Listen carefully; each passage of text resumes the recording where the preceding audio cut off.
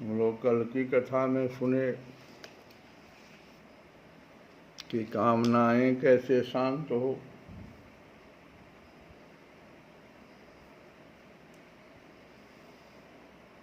तो उसमें सुन रहे थे सत्संग की बड़ी भूमिका है, क्योंकि आधे क्षण का भी सत्संग खजाना है। जितनी देर सत्संग उतनी ही सोचिए कि मेरा जीना सार्थक है। सत्संगति दुर्लभ संसारा, सत्संगति दुर्लभ संसारा, निमिष दंड भरी एक उबारा।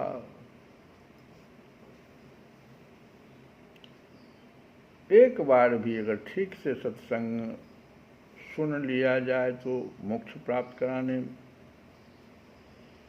का वो अधिकारी, मोक्ष मिल जाता है उसको। यदि सुनने के अधिकारी हों तो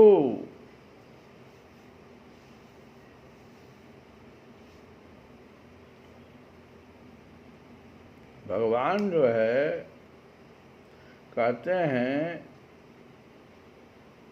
ये पहले जो नौ योगेश्वर में पहले योगेश्वर थे, उन्होंने क्या कहा? भागवत धर्म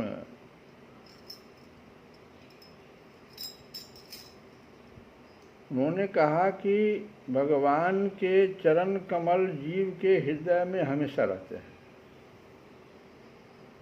उनकी उपासना ही जीव को परम कल्याण करता है। पदार्थों में अहंता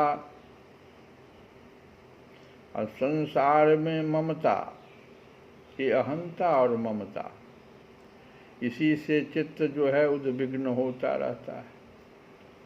जब अहंता ममता शून्य हो जाता है तभी भगवान के चरणों में प्रेम शुरू होता है और वहीं से भागवत धर्म शुरू होता है। क्योंकि भागवत धर्म क्या है?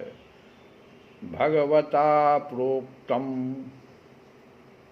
भगवान ने जो बताया, जो रास्ता बताया उस पर चलना, यही भागवत धर्म। शास्त्रों में जो विधि विधान की व्यवस्था है उसका पालन करना, उसका आश्रय लेना, कल्याण निश्चित है जीव का। माया भी विघ्न नहीं डालती है। माया को तो जो जिन पर भगवान की कृपा हो जाती है ना, ऐसे भक्त पर, तो माया को तो वो भक्त डांट देता है। एक भक्त हुए मल्लुक दास जी, उन्होंने माया से क्या कहा सुनो। हमसे जनि लागे तू माया, अगर तू हमसे लगेगा तो समझ लो। हमसे जनि लागे तू माया,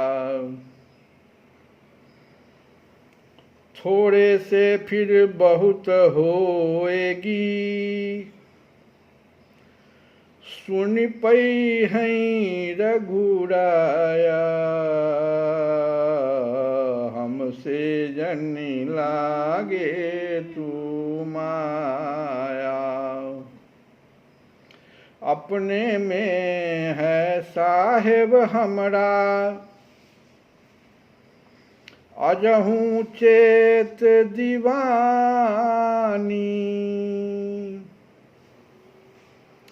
कहु जन के बस परिजई हैं, भरत मरुगी पानी, भरत मरुगी पानी। कह मलूका चुप करू ठगनी, माया को देखो कितना उसे डांट रहे हैं, ठगनी तक कर रहे हैं। कहे मलूका चुप करु ठगनी, अवगुण राखु दुराई। जो जनु वर राम नाम कही, ताते कछु न बसाई। हमसे जनि लागे तू माया। कबीरदास जी कहते हैं माया के बारे में सुनो, ये माया जो है भक्त को नहीं, भक्त के ऊपर विघ्न नहीं डालता है। कबीरदास जी कहते हैं माया छाया एक सी। माया और छाया दोनों एक सी, अब बिरला जाने कोई।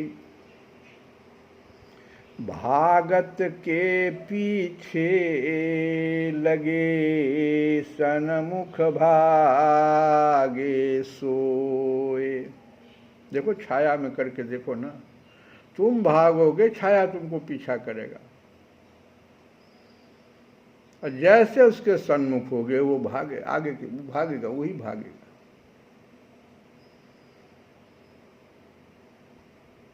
माया छाया एक सी, बिरला जाने कोई।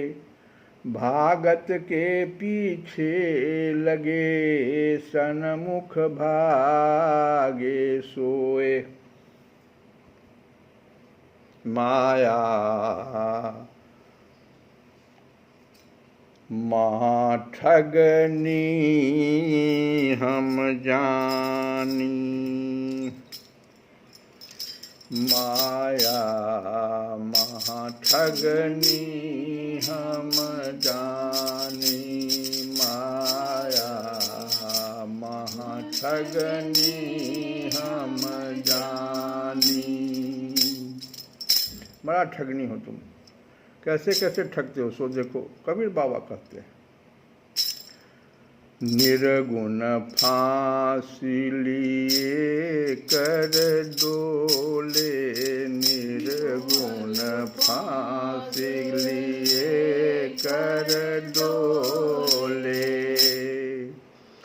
बोले मधुरी बानी। माया महा ठगनी हम जानी। माया महा ठगनी हम जानी। ये निर्गुण को क्या करता है जानते हो? उसके हाथ में, माया के हाथ में त्रिगुण की फांसी है। कोई गुण से तुमको फंसा लेगा। और ओठों पर मीठी बोल। निर्गुण फांसी लिए कर डोले। बोले मधुरी बानी। माया महा ठगनी हम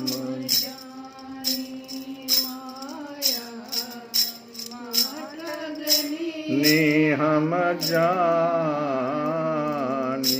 अब देखो विष्णु भगवान को कैसे फंसाती है। केशव के कमला हुई बैठी। लक्ष्मी जी के रूप में वहां जाकर बैठ गई। केशव के कमला हुई बैठी। शिव के भवन भवानी।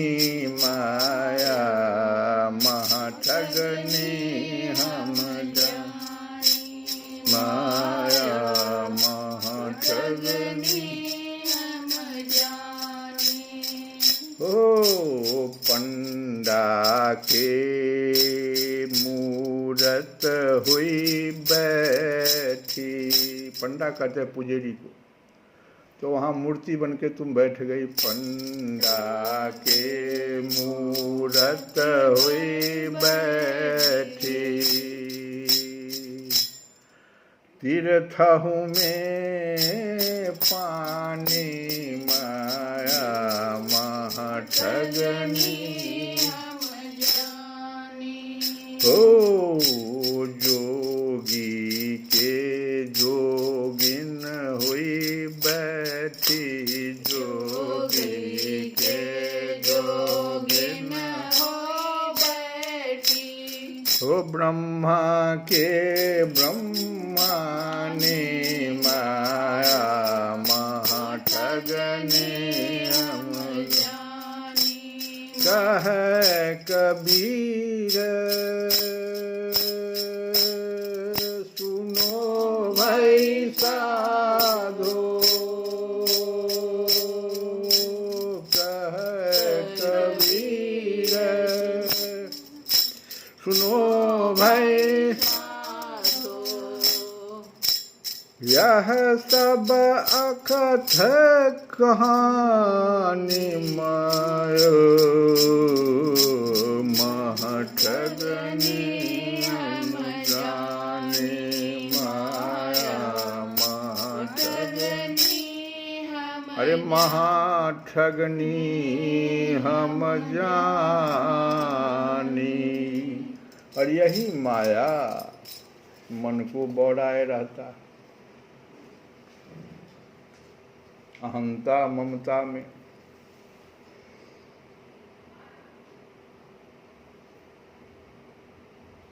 तो जो 8वें योगेश्वर थे चमस जी इस प्रश्न का उत्तर दे रहे हैं कि जिनकी कामनाएं शांत नहीं हुई है, लौकिक पारलौकिक भोगों की लालसा मिटी नहीं है और मन एवं इंद्रियां भी बस में नहीं है, अब भगवान का भी भजन नहीं करते हैं, तो ऐसे लोगों की क्या गति होती है। तो हम लोग सुने कल रजोगुण की अधिकता के कारण उनके संकल्प बड़े घोर होते हैं, कामनाओं की तो सीमा ही नहीं रहती। क्रोध भी ऐसा होता है जैसे सांप का क्रोध होता है। वे मूर्ख बड़े बूढ़ों की नहीं स्त्रियों की उपासना करते हैं। और क्या करते हैं, एक जगह इकट्ठे, वैसे लोग एक जगह इकट्ठे हो जाएंगे, घर गृहस्थी के संबंध में बड़े बड़े मंसूबे बांधते हैं।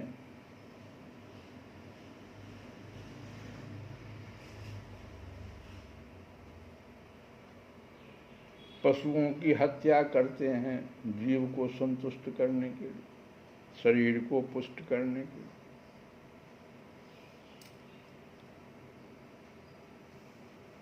और जहाँ थोड़ा सा धन हो जाता है, अच्छे घर मिल जाता है, विद्या हो जाती है,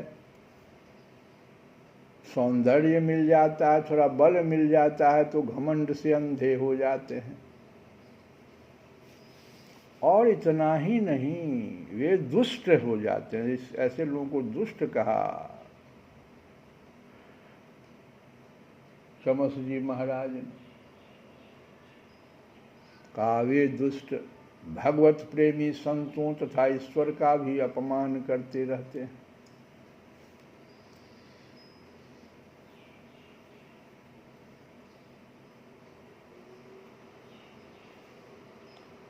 वेद विधि के रूप में ऐसे ही कर्मों के करने की आज्ञा देता है जिनमें मनुष्य की स्वाभाविक प्रवृत्ति नहीं होती।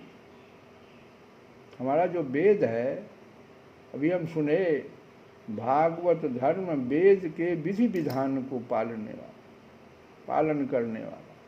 तो वेद विधि के रूप में ऐसे ही कर्मों के करने की आज्ञा देता है जिनमें मनुष्य की स्वाभाविक प्रवृत्ति नहीं होती। और मनुष्य की प्रवृत्ति कहाँ से देखो, संसार में देखा जाता है कि मैथुन, मांस और मद्य 3 मोह हो गए। प्राणी की स्वाभाविक प्रवृत्ति हो जाती है, तब उसे उसमें प्रवृत्त करने के लिए विधान तो हो ही नहीं सकता। ऐसी स्थिति में विवाह यज्ञ और श्रोत्रामणि यज्ञ के द्वारा ही जो उनके सेवन की व्यवस्था दी गई है, उसका अर्थ है लोगों की उच्छृंखल प्रवृत्ति का नियंत्रण, उनका मर्यादा में स्थापन। ये विवाह वगैरह क्या है? वास्तव में उनकी ओर से लोगों को हटाना ही श्रुति को अभिष्ट है। जो स्वाभाविक प्रवृत्ति है 3 मोह में, उससे हटाना। धन का एकमात्र फल क्या है?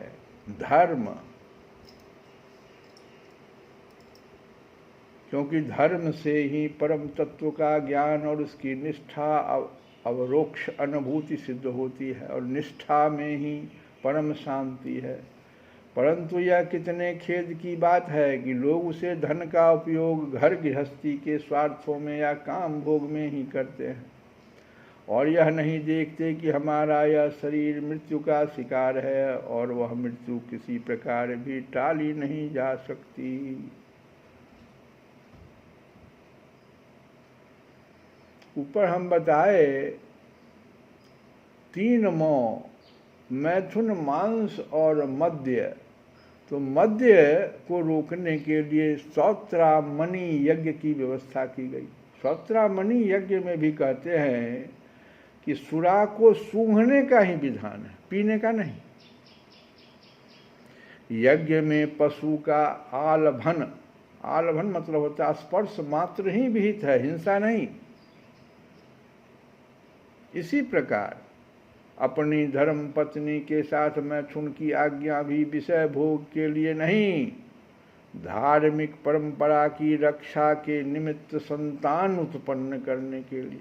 हम चले जाएंगे, फिर हमारे बाद इस वेद की ये जो युग है, एक युग है, पूरा युग बीतेगा, तो उसकी वेद की कौन रक्षा करेगा? उसके निमित्त संतान उत्पन्न करने के लिए यह व्यवस्था दी गई है। परंतु जो लोग अर्थवाद के वचनों में फंसे हैं, विषयी हैं, वे अपने इस विशुद्ध धर्म को जानते ही नहीं। आगे कहते हैं योगेश्वर जी महाराज को कि जो इस विशुद्ध धर्म को नहीं जानते, वे घमंडी वास्तव में तो दुष्ट हैं, परंतु समझते हैं अपने को श्रेष्ठ। वे धोखे में पड़े हुए लोग पशुओं की हिंसा करते हैं और मरने के बाद वे पशु ही उन मारने वाले को खाते हैं। यह शरीर मृतक शरीर है, इसके संबंधी भी इसके साथ ही छूट जाते हैं। जो लोग इस शरीर से तो प्रेम की गांठ बांध लेते हैं और दूसरे शरीरों में रहने वाले अपने ही आत्मा एवं सर्वशक्तिमान भगवान से द्वेष करते हैं, उन मूर्खों का अधःपतन निश्चित है। भगवान तो सबके शरीर में, सबके हृदय में विराजमान है। जिन लोगों ने आत्मज्ञान संपादन करके कैवल्य मोक्ष नहीं प्राप्त किया है और जो पूरे पूरे मूढ़ भी नहीं हैं, वे अधूरे न इधर के हैं और न उधर के। वे अर्थ धर्म काम इन तीनों पुरुषार्थों में फंसे रहते हैं। एक क्षण के लिए भी उन्हें शांति नहीं मिलती। वे अपने हाथों अपने पैरों में कुल्हाड़ी मार रहे हैं। ऐसे ही लोगों को आत्मघाती कहते हैं।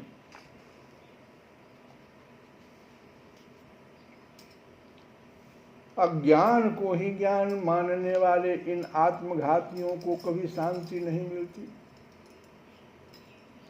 इनके कर्मों की परंपरा कभी शांत नहीं होती और काल भगवान सदा सर्वदा इनके मनोरथों पर पानी फेरते रहते हैं। इनके हृदय की जलन विषाद कभी मिटने का नहीं। राजन, जो लोग अंतर्यामी भगवान श्री कृष्ण से विमुख हैं, वे अत्यंत परिश्रम करके गृह, पुत्र, मित्र और धन संपत्ति इकट्ठी करते हैं, परंतु उन्हें अंत में सब कुछ छोड़ देना पड़ता है और न चाहने पर भी विवश होकर घोर नरक में जाना पड़ता है। इस प्रकार से 8वें योगेश्वर ने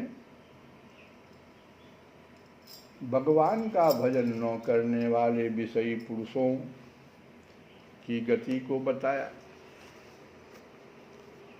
हम लोग सुने भी। प्रभु तुम साचे मन की मीता, प्रभु तुम साचे मन के मीता।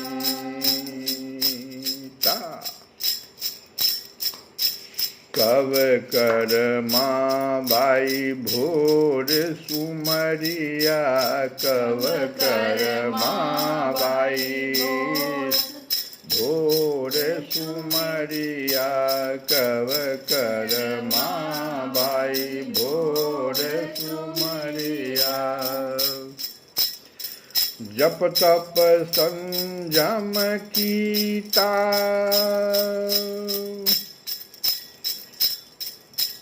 नंद लाल गोपाल प्रभु को,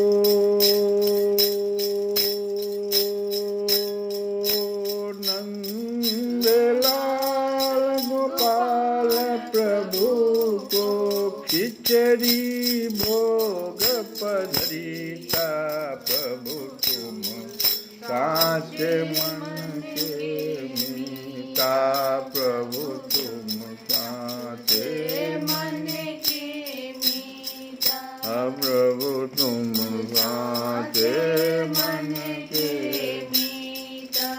साच समान और जग नाही, साच समान और जग नाही। जुग जुग संत भनीता,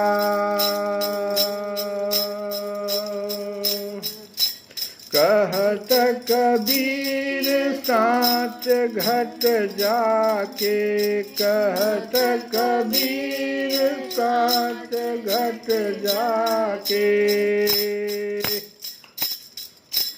सकल जगत दिन जीता, प्रभु तुम साचे मन के मीता, प्रभु तुम साचे मन के मीता। श्री राम जय राम जय जय राम, श्री राम जय राम जय जय राम, हो श्री राम जय राम जय जय राम, श्री राम जय राम जय जय राम, श्री राम जय राम जय जय राम, श्री राम जय राम जय जय राम, श्री राम जय राम जय जय राम। ओ कहत कबीर साच घट जाके, सकल जगत दिन जेता, प्रभु तुम साचे मन के मीता, ओ प्रभु तुम साचे मन के मीता। श्री कृष्ण गोविंद हरे मुरारे, हे नाथ नारायण